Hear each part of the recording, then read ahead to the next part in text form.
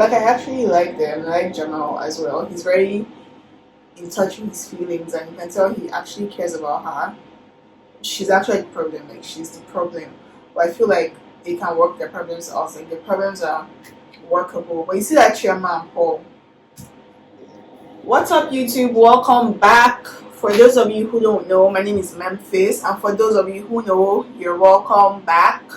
Today, we're going to be discussing Blue Therapy. That's what it's called. So, I've seen episode 1 and 2, but I'm waiting for a lot more to come out so I can just watch everything at once. So we're going to be watching episode 3 together. Before we start, let me just say that you need to subscribe to my channel if you haven't subscribed already. Give this video a like and leave a comment, and you can also share this video to other people. So let's get the video started.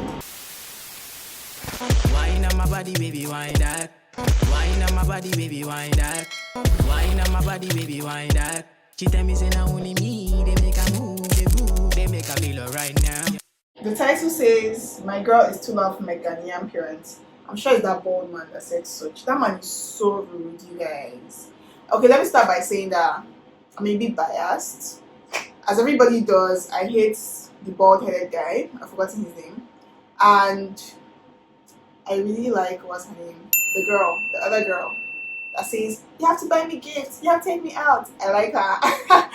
And I kind of support her. I hope she doesn't fall on my hand trying this episode 3. Obviously, when things get a little bit heated, it's always very difficult, but thank you for coming back in. Now, I just want to go back. I've written in my notes here. Can I find out a little bit more about your family history? Well, certainly. So, I've got 3 sisters. My mother and father said it for them. I've been brought up by very, very strong women, so dealing with Deborah is not a problem at all. I believe she's actually a strong woman. That's part of the reason why I got with her. I feel like this guy, Deborah might seem problematic, but I feel like he's just drawn to her. Like, opposites attract. Like, he's calm and collected. Deborah is, and I feel like that is what he needs. And even though to other people she might seem toxic for him, I feel like she may actually be good for him. But let's go on. Obviously, I'm Ghanaian as well. I'm really traditional, but there is some modifications because obviously I was born and brought up in London. So, has Deborah met your family? Jamal? Not yet. Why's that, Jamal? We've had this discussion before. So, I feel with Deborah because she's just very loud, I should say. There's times where Loud. Yeah, loud. I feel like there's moments of times where you kind of have to balance the two. You need to know your place in terms of being loud and then being quiet. And I feel like I'm actually surprised Jamal says she's loud. I was expecting that bald-headed nigga to be the one to say my girl is loud because he's rude as fuck. Well, I mean, maybe Jamal has his reasons, for not bringing her around the family. But I feel like we're going to unravel this in more episodes to come, so I can't wait for that. And to be honest, I think this is scripted. Like, it is 100% scripted. But let's keep on watching. I can't believe this nigga walked out. He has anger issues. Like, I don't want to cross the line here, but I hope he doesn't get physical with her, because this is problematic for me. Is there anything that's making you feel uncomfortable? No. Okay. Is there anything you'd like to talk? No. What is wrong with this guy? As in, what the fuck? He's so childish. Let's get to the end of my sentence. I knew what you was going to say. What was I going to say? Babe, discussion. He's going to listen to you. Is there anything that you'd like to discuss with Shoma regarding your relationship? No. Okay, well, I have something I'd like to bring up. Yeah, go on. And Of obviously, course. I don't need to trigger you. Every single thing we're triggers here him. to kind of discuss our issues. And I want to put it out there. It's a sensitive topic. It's his family. It's his sister, basically. Sorry? His sister. For me, I don't want to be rude about it. I just want to get it out because at the end of the day, he doesn't see my point when it comes to this. But poor sister doesn't like me. He doesn't even like you either. He always has something to say about me. Every time, she sees me, someone that knows me off the platform. For example, this is someone that says I don't know how to look after kids. But every given opportunity, she dumps her kids on me. And I'm not using the word dump loosely. She literally just gives me her kids anytime she wants to go out. So now, if we're actually speaking about my sister that I love dearly, her children that are practically my children, and you know how much I love her children. So why are you not taking care of them? Out of the love that you have for me, you should love them the same, and you should look after them because you love me. If you love me and you know how much I love these kids, you look after How the about kids. how much you You're love talking about my her? sister's kids, and I know how much I love these kids. She knows how. That's different. I get what Paul is trying to say, but Chioma is not going to act like that in this situation. All my life, I've always said I could be a stepmom because I feel like if I can marry someone, I love the person to an extent. And if that person has kids, I can love their kids like my kids. Do you understand? But then that's what Paul is trying to say in the situation. Number one, they're not married. Number two, you don't regard her like that, so she's not going to regard you like that. Number three, her sister doesn't even like her, so why is she going to carry her kids on her head? No, Paul is being unreasonable here. I feel like Chioma, she kind of steers. It's like she likes the idea of us being together, married with kids, but I don't think she actually wants kids. Based on how she's describing my sister's kids right now, it's actually a put off 100%. What the? Oh, what's this man How do saying? you wake up and speak about kids like this right now? My sister's kids, are you She's okay? not even talking about the kids. She's just talking about the situation surrounding the kids. Like, what is wrong with this man?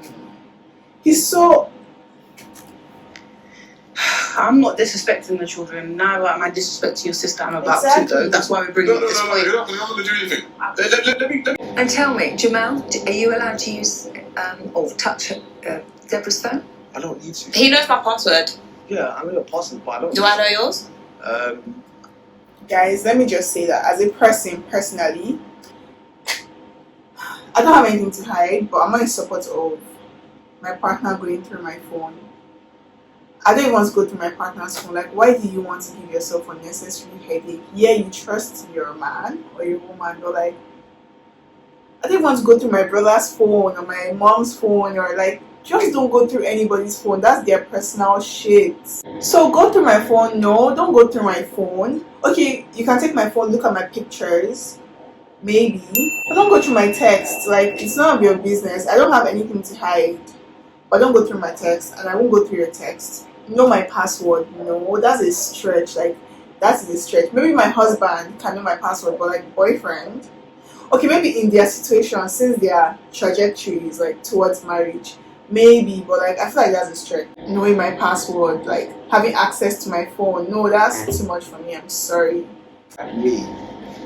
Regardless of the fact, you do shady things. On top of that, Denise, even his clientele for fitness, I can't do it. Like, it's just too many females, and he has to go to their houses as well. Like, that for me is very uncomfortable. It's just too many females. So I feel like he what needs exactly do you want? Because it seems like do you want me, or do you want the money that I'm making to buy you gifts? So if I'm not working, I'm not buying you gifts. I've got new clients that are women. Cool, that is my market. If that's such a problem, I mean, what does she expect? He's a fine guy. He's into fitness. You don't expect him to be training guys now. What do you expect, Deborah? You want him to buy you gifts. You want him to buy you gifts. How do you want him to make money? Babe, just be calming down. Please don't fall my hand here, okay? Just calm down. Sorry, can I just put a spanner in the works here? Your sister obviously cares a lot for you. She's too inner. And it could be, I'm not saying it is, but it could be that your sister is actually worried about losing her brother to I think so. I think it's the jealousy. girlfriend. So actually, she loves you so much that she doesn't want someone to come in between you. With my sister, we have a very good relationship. We've been together since I was born, right? So let her marry you then. I don't understand. How has your sister got to do with this? Let me finish.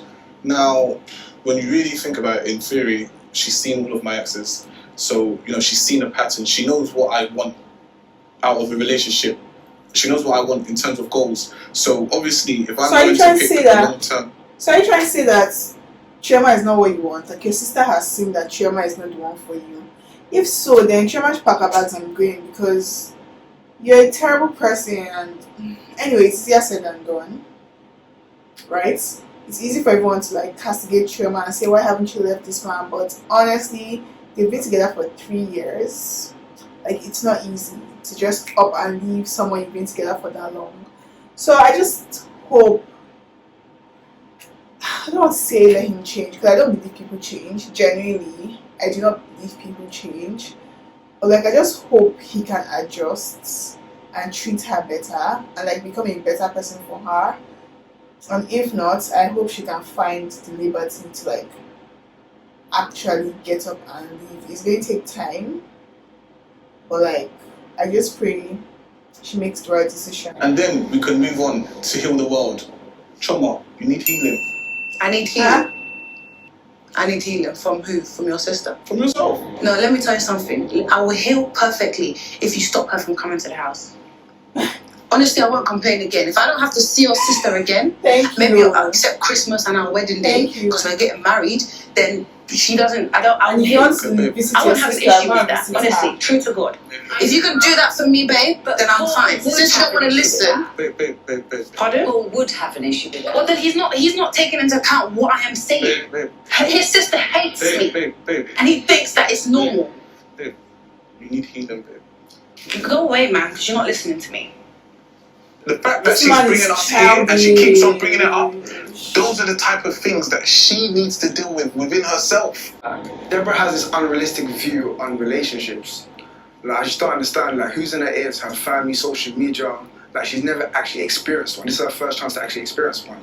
Like, I'm tired of her just having this superficial opinion on what relationships are when she's never really been in one. Is there a reason that you have never had a boyfriend before? I don't know. I don't know the reason, but I feel like she might be problematic. That's why she never had a boyfriend. I don't know. I find it quite insensitive. Jamel knows a lot about my past and my past situationships, let's call it, seeing as I haven't been in a relationship. Tell me about that. So, at a point in time, I lived with my auntie and my uncle, and I saw their relationship, and I did not like what I saw.